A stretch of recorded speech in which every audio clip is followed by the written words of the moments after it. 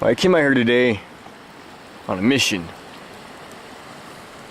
and I thought while I'm out here I'll have a little fun. So I made a little fire here.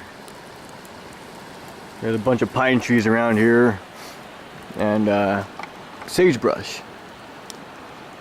And that's the joy of living here. I can drive 10 minutes east and be in thick, dense forest, or drive 10 minutes west and be in a desert. I don't care much for the desert, but it's here. It's got a lot of good resources. But thought I'd boil some water up. I made a somewhat a keyhole fire pit.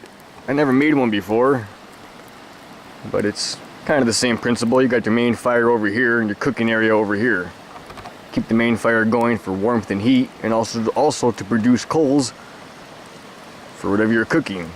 Because I know it's pretty hard with one fire, burning one fire down to coals, trying to cook on it, and then coals burn out, and you got to take the food off, build the fire back up. So this is the most ideal method of cooking over a fire, I think.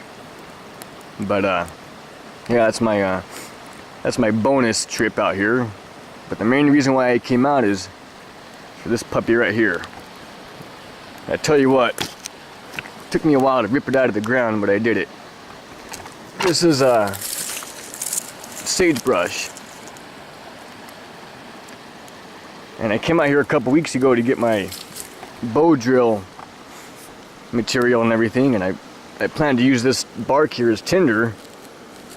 As you can see, this is a little damp, but it's yeah, it's light and fluffy, real fibrous. Smash it up. And a matter of fact, I made this fire today with this, using my flint and steel char cloth method, and it worked.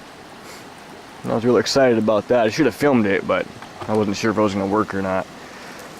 But a couple weeks ago when I was playing with this for my tinder bundle, it dawned on me this is kind of really real long and stringy. It's pretty tough. So I had a plan. I was going to come out here today and harvest some of this, the longest strands I could find, and it's all over the place here. It's all, I mean, it's like walking through a field of it. But what I want to do is make some twine out of this. I made a little bit last week, about 3 inches long, using the reverse twist method, and it seemed to hold up pretty good. Figure if I can get enough, I could you know, splice it together, make a good long piece, and I want to use it for my bow, my fire bow. I've been wanting to try that natural twine for that. I got a piece at home, but it's the first piece I ever made, and I don't want to risk breaking it. I made it out of dog bane, and that's really good stuff. But yeah, I think this kind of reminds me of cedar bark, and I know they can make rope and stuff out of cedar bark, so I figure, why not give it a shot? If it breaks, it breaks. I'll just have to burn it. But yeah, this is sagebrush. For those of you who don't know what it is, and it smells really good. The leaves itself, you can make tea out of that. My grandmother makes tea out of it. This smells good. You can burn it, incense, you know, cleansing or whatnot. I just like to burn stuff, so yeah, that's my plan.